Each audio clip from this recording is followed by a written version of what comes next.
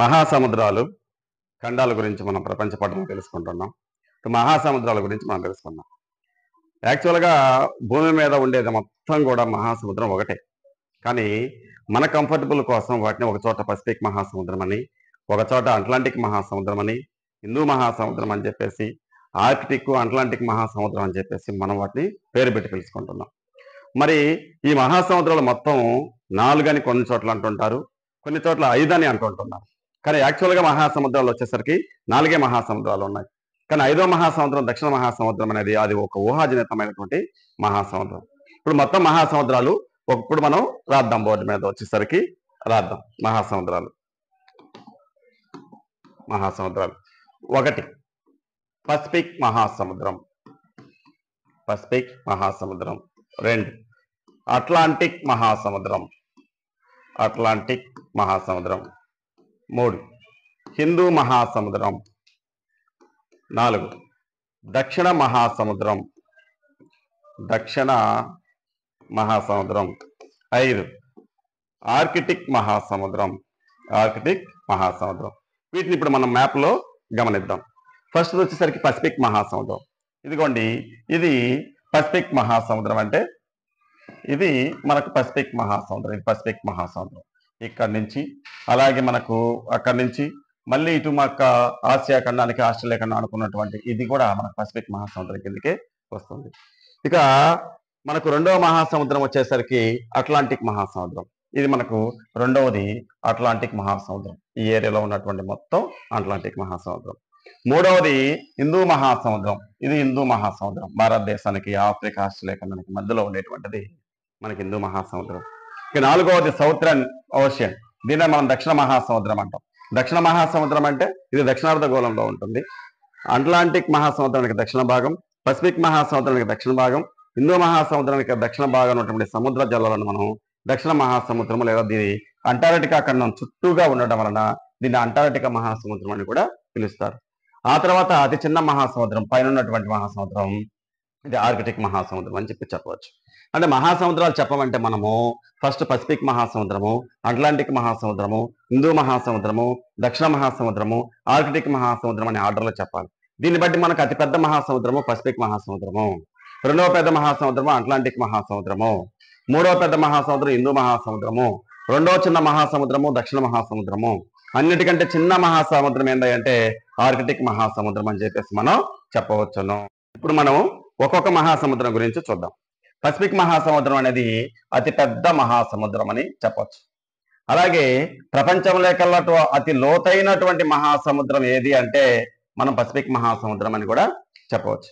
ఈ పసిఫిక్ మహాసముద్రము ప్రధానంగా మనం పోర్చుగీస్ దేశానికి చెందినటువంటి మాజెల్లాన్ అనేటువంటి వ్యక్తి ప్రపంచ యాత్ర చేపట్టడం కొరకు పోర్చుగీస్ నుంచి ప్రయాణం చేసుకుంటూ అతను అట్లాంటిక్ మహాసముద్రంలో చాలా దూరం ప్రయాణించిన తర్వాత దక్షిణ అమెరికా ఖండం యొక్క దక్షిణ భాగాన్ని చేరుకుంటాడు.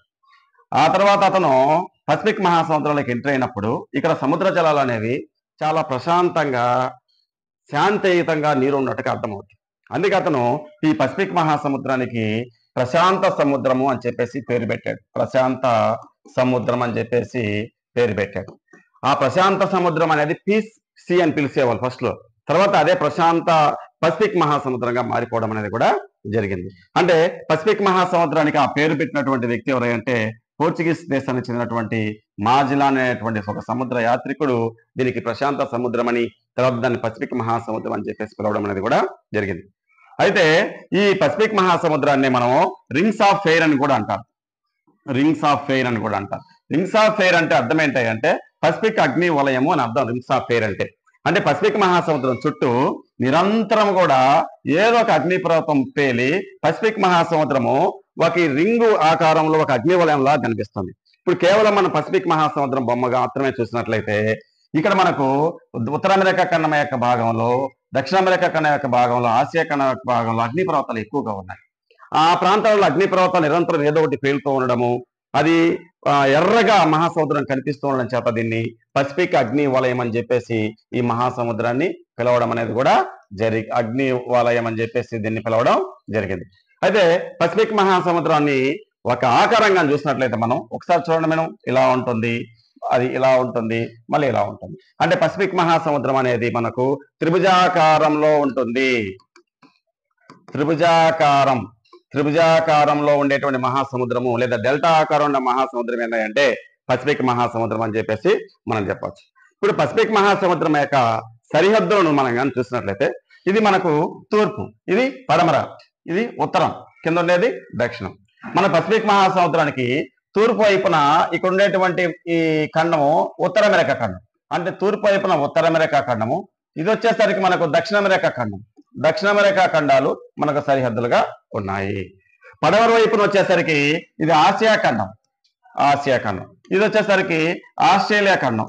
ఈ ఆస్ట్రేలియా ఖండం, ఈ రెండు సరిహద్దులుగా ఉన్నాయి. దక్షిణ భాగంలో వచ్చేసరికి అంటార్కిటికా ఖండం, ఈ అంటార్కిటికా ఖండాలు దక్షిణ భాగంలో సరిహద్దుగా ఉన్నాయి. అంటే టోటల్ గా పసిఫిక్ మహాసముద్రానికి 5 ఖండాలు సరిహద్దుగా ఉన్నాయి.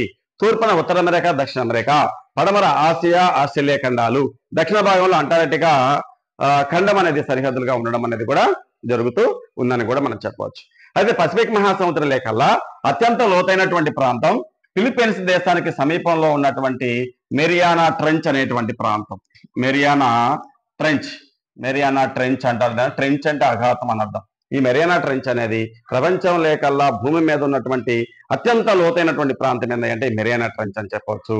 ఇది మనకు ఫిలిప్పీన్స్ దేశ సమీపంలో ఉంటుంది. రెండవ అతిపెద్ద మహాసముద్రం అట్లాంటిక్ మహాసముద్రం గురించి చూద్దాం. ఇదిగోండి అట్లాంటిక్ మహాసముద్రం యొక్క ఏరియా ఈ ప్రాంతంలో విస్తరించి ఉంటుంది. అట్లాంటిక్ మహాసముద్రం అనేది రెండవ పెద్ద మహాసముద్రం, భూమి మీద ఉన్నటువంటి మహాసముద్రం లేకల్లా రెండవ పెద్ద మహాసముద్రం. ఈ అట్లాంటిక్ మహాసముద్రాన్ని మనము ఈ మ్యాప్ లో కాకుండా ఈ అట్లాంటిక్ మహాసముద్రం యొక్క బొమ్మను మాత్రమే మనం తీసుకున్నట్లయితే ఇలా ఉంటుంది అట్లాంటిక్ మహాసముద్రం. చూడండి, ఇది అట్లాంటిక్ మహాసముద్రం. ఈ అట్లాంటిక్ మహాసముద్రాన్ని మీదుగా మొట్టమొదటిసారి ఈ అట్లాంటిక్ మహాసముద్రానికి గ్రీకులు అట్లాస్ సముద్రం అని పిలిచారు. గ్రీకులు ఎందుకు పిలిచారా అంటే గ్రీకులు అనేటువంటి వాళ్ళు ప్రయాణం చేస్తూ ఉన్నప్పుడు ఇక్కడ ఆఫ్రికా ఖండం యొక్క ఉత్తర భాగంలో అట్లాస్ పర్వతాలు ఉండేవి. ఈ అట్లాస్ పర్వతాలను ఆనుకున్నటువంటి సముద్రం కాబట్టి దాన్ని అట్లాస్ సముద్రం అని పిలిచారు. క్రమేణా ఈ అట్లాస్ సముద్రం అనేది అట్లాంటిక్ మహాసముద్రంగా మారిపోయింది. అలాగే అట్లాంటిక్ మహాసముద్రాన్ని ఇంకొక పేరుతో కూడా పిలుస్తారు, అల్లకల్లోల సముద్రం అని పిలుస్తారు. అల్లకల్లోల సముద్రం అని పిలుస్తారు. దీన్ని అల్లకల్లోల సముద్రం అని చెప్పినటువంటి వ్యక్తి ఎవరంటే మాజిలాన్ పోర్చుగీస్ దేశం నుంచి బయలుదేరి సముద్రయానం చేస్తూ ఉన్నప్పుడు ఇక్కడ అట్లాంటిక్ మహాసముద్రంలో ప్రయాణిస్తున్న సేపు తన ఓడ భయభ్రాంతులకు గురైంది. ఆ సముద్రపురి నది పైకి కిందికి వెళ్తూ కొంచెం అల్లకల్లోలంగా ఉంది ఆ సముద్రపురి నది. అందుకే ఆ సముద్రానికి అల్లకల్లోల సముద్రం అని చెప్పేసి అతను దానికి ఆ పేరు పెట్టడం అనేది కూడా జరిగింది. అట్లాంటిక్ మహాసముద్రానికి ఇంకొక పేరు కూడా ఉంది. దాన్ని మనం హెర్రింగ్ పాండ్ అని కూడా పిలుస్తాం. హెర్రింగ్ పాండ్ అంటే ఈ అట్లాంటిక్ మహాసముద్రం యొక్క ఉత్తర భాగంలో హెర్రింగ్ చేపలు అనేవి ఎక్కువగా లభిస్తూ ఉంటాయి. చేపలు విపరీతంగా ఎక్కువగా లభిస్తుండడం చేత దీన్ని హెర్రింగ్ పాండ్ అని చెప్పేసి అట్లాంటిక్ మహాసముద్రాన్ని పిలవడం అనేది కూడా జరుగుతుంది. అట్లాంటిక్ మహాసముద్రం అనేది ఏ ఆకారంలో ఉంది అంటే ఒకసారి మనం చూసినట్లయితే చూడండి, అట్లాంటిక్ మహాసముద్రం అనేది మనకు ఇలా వచ్చి ఇలా ఎస్ ఆకారంలో ఉంటుంది. కాబట్టి అట్లాంటిక్ మహాసముద్రం మనకు ఎస్ ఆకారంలో ఉంటుందని చెప్పొచ్చు. అలాగే ఈ అట్లాంటిక్ మహాసముద్రం ఇలా నుంచి గీసినా ఇలా ఉంటుంది అనమాట. అంటే అట్లాంటిక్ మహాసముద్రం ఎస్ ఆకారంలోనే కాదు 8 అనేటువంటి అక్షర ఆకారంలో కూడా ఉంటుంది. 8 అనేటువంటి అక్షర ఆకారంలో ఉండేటువంటి మహాసముద్రం ఏంటంటే మన అట్లాంటిక్ మహాసముద్రం అని చెప్పచ్చు. మరి అట్లాంటిక్ మహాసముద్రం యొక్క హద్దులు కానీ మనం గమనించినట్లయితే ఇది తూర్పు, ఇది పడమర, ఉత్తరం, దక్షిణం. తూర్పు వైపున మనకు అట్లాంటిక్ మహాసముద్రానికి ఐరోపా ఖండం, ఇలాగే ఇక్కడ ఆఫ్రికా ఖండాలు సరిహద్దుగా ఉంటాయి. పడమర వైపున వచ్చేసరికి ఉత్తర అమెరికా ఖండం ఇక్కడ సరిహద్దుగా ఉంటుంది. ఇక్కడ దక్షిణ అమెరికా ఖండం సరిహద్దుగా ఉంటుంది అనమాట. ఇక దిగువన దక్షిణ భాగంలో వచ్చేసరికి అంటార్కిటికా ఖండం అనేది సరిహద్దుగా ఉంటుంది. అంటే టోటల్ గా అట్లాంటిక్ మహాసముద్రానికి 5 ఖండాలు సరిహద్దుగా ఉంటాయి. తూర్పున ఐరోపా, ఆఫ్రికా, పడమర ఉత్తర అమెరికా, దక్షిణ అమెరికా, దక్షిణ భాగంలో అంటార్కిటికా ఖండం సరిహద్దులుగా ఉంటాయి. సింపుల్ గా చెప్పాలంటే అమెరికాల నుంచి ఐరోపా, ఆఫ్రికాలను వేరు చేసేటువంటి మహాసముద్రం ఏదా అంటే అట్లాంటిక్ మహాసముద్రం అని కూడా మనం చెప్పవచ్చు. అయితే అట్లాంటిక్ మహాసముద్రం లేకల్లా అత్యంత లోతైనటువంటి ప్రాంతము ఈ కరేబియన్ సముద్రంలో ఉన్నటువంటి ఈ ప్రాంతంలో మనకు కనిపిస్తుంది. దీన్ని ప్యూర్టోరికో ట్రెంచ్ అంటారు. ఫ్యూట్రోరికో ట్రెంచ్ అంటారు. ఇది అట్లాంటిక్ మహాసముద్రం లేకల్లా అతి లోతైనటువంటి ప్రాంతం అని కూడా మనం చెప్పవచ్చును. ఇది అట్లాంటిక్ మహాసముద్రం గురించి. మూడవ పెద్ద మహాసముద్రం హిందూ మహాసముద్రం. ఇదిగోండి హిందూ మహాసముద్రం మనకు ఈ ప్లేస్ లో కనిపిస్తూ ఉంటుంది. హిందూ మహాసముద్రం అనేది మనకు మూడవ పెద్ద మహాసముద్రం అని కూడా కూడా చెప్పచ్చు. ఒక దేశం పేరు మీదుగా ఏర్పడినటువంటి మహాసముద్రం ఏదంటే హిందూ మహాసముద్రమే. ఇండియా అనేటువంటి దేశం పేరుగా మీదుగా ఏర్పడినటువంటి మహాసముద్రం హిందూ మహాసముద్రం అని కూడా చెప్పచ్చు. హిందూ మహాసముద్రాన్ని కానీ మీరు ఒకసారి గమనించినట్లయితే మనకు ఇక్కడ స్పష్టంగా మనకు ఈ ఆకారంలో కనిపిస్తూ ఉంది. హిందూ మహాసముద్రం అనేది మనకి ఇక్కడ కనిపిస్తూ ఉంది. హిందూ మహాసముద్రం ఆకారంగా చూసినట్లయితే ఇలా పైకి వెళ్ళి ఇలా వచ్చేసి ఇలా ఉంటుంది. అంటే హిందూ మహాసముద్రం అనేది మనకు ఎం ఆకారంలో ఉంటుందని చెప్పేసి మనం గుర్తుపెట్టుకోవచ్చు. అలాగే ఆసియా ఖండం యొక్క దక్షిణాన్ని ఆనుకొని ఉన్నటువంటి మహాసముద్రం ఏంటంటే హిందూ మహాసముద్రం. హిందూ మహాసముద్రం ప్రధానంగా ఉత్తర భాగంలో ఆసియా ఖండం ఉంటుంది. హిందూ మహాసముద్రానికి దక్షిణ భాగంలో అంటార్కిటికా ఖండం సరిహద్దుగా ఉంటుంది. అంటార్కిటికా ఖండం తూర్పున వచ్చేసరికి ఆస్ట్రేలియా ఖండం సరిహద్దుగా ఉంటుంది. పడమర వచ్చేసరికి ఆఫ్రికా ఖండం సరిహద్దుగా ఉంటుంది. అంటే హిందూ మహాసముద్రం అనేది మొత్తం 4 ఖండాలకు సరిహద్దుగా ఉంటుంది.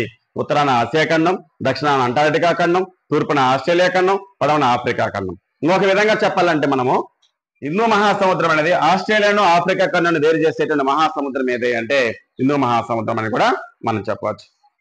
హిందూ మహాసముద్రం లేకల్లా లోతైనటువంటి ప్రాంతం జావా ద్వీపం దగ్గర సుందా అఘాతం. ఈ సుందా అఘాతం అనేటువంటి అఘాతం మనకి హిందూ మహాసముద్రాలకు అత్యంత లోతైనటువంటి ప్రాంతంగా. 4వ పెద్ద మహాసముద్రం వచ్చేసరికి మనకు దక్షిణ మహాసముద్రం. దీన్నే మనం అంటార్కిటికా మహాసముద్రం అని చెప్పేసి కూడా పిలుస్తాం. అంటార్కిటికా మహాసముద్రం. సాధారణంగా మనం అంటార్కిటికా మహాసముద్రాన్ని పసిఫిక్ మహాసముద్రము, అట్లాంటిక్ మహాసముద్రము, హిందూ మహాసముద్ర జలాల దక్షిణ కొనసాగింపునే అంటార్కిటికా మహాసముద్రం లేదా దక్షిణ మహాసముద్రం అని పిలుస్తాము. అయితే ఇది అంటార్కిటికా ఖండాన్ని చుట్టూగా ఉంటుంది. అంటార్కిటికా ఖండం చుట్టూగా ఉంటుంది. అందుకే దీన్ని అంటార్కిటికా మహాసముద్రం అని చెప్పేసి అంటార్కిటికా మహాసముద్రం అని చెప్పేసి పిలుస్తారు. ఇది మనకు ఇక్కడ భూమధ్య రేఖ అనేది ఉంటుంది. 60 డిగ్రీల దక్షిణాక్షాంశం నుంచి 90 డిగ్రీల ఉత్తర దక్షిణాక్షాంశం అనేది అంటార్కిటికా ఖండానికి మధ్యలో ఉన్నటువంటి ఈ సముద్ర జలాలని మనం అంటార్కిటికా మహాసముద్రం అని చెప్పేసి పిలుస్తాం. ఇక అత్యంత చిన్నది చిట్ట చివరి మహాసముద్రం ఆర్కిటిక్ మహాసముద్రం. ఆర్కిటిక్ మహాసముద్రం అనేది మనకు ఉత్తర ధ్రువం వద్ద ఆర్కిటిక్ వలయం చుట్టూ ఉండడం వలన దీన్ని ఆర్కిటిక్ మహాసముద్రం అని చెప్పేసి చెప్తారు. అంటే ఉత్తర ధ్రువానికి 66 డిగ్రీల ఉత్తరాక్షాంశం ఆర్కిటిక్ వలయానికి మధ్యలో ఉన్నటువంటి మహాసముద్రం మనం ఆర్కిటిక్ మహాసముద్రం అంటాం. ఈ ప్రాంతంలో ఉన్నటువంటి మహాసముద్రమే మనకు ఆర్కిటిక్ మహాసముద్రం అని చెప్పేసి పిలుస్తాం. ఆర్కిటిక్ మహాసముద్రం అని పిలుస్తారు. అయితే ఆర్కిటిక్ మహాసముద్రం అనేది ప్రధానంగా 0 అనేటువంటి ఆకారంలో ఉంటుంది అనమాట. 0 ఓ ఆకారంలో ఉంటుంది. ఆర్కిటిక్ మహాసముద్రం మొత్తం 3 ఖండాలను ఆనుకునే ఉంటుంది. ఇది ఆసియా ఖండము, ఇది ఐరోపా ఖండము, ఇది ఉత్తర అమెరికా ఖండం. ఈ 3 ఖండాల యొక్క ఉత్తర భాగాల్ని ఆనుకున్నటువంటి సముద్ర జలాలను గడ్డగట్టినటువంటి ఆనుకున్నటువంటి సముద్ర జలాలను మనం ఆర్కిటిక్ మహాసముద్రం అని చెప్తాం. ఇది మొత్తం 5 మహాసముద్రాలు: పసిఫిక్ మహాసముద్రము, అట్లాంటిక్ మహాసముద్రము, హిందూ మహాసముద్రము, దక్షిణ మహాసముద్రము, ఆర్కిటిక్ మహాసముద్రము. Thank you very much.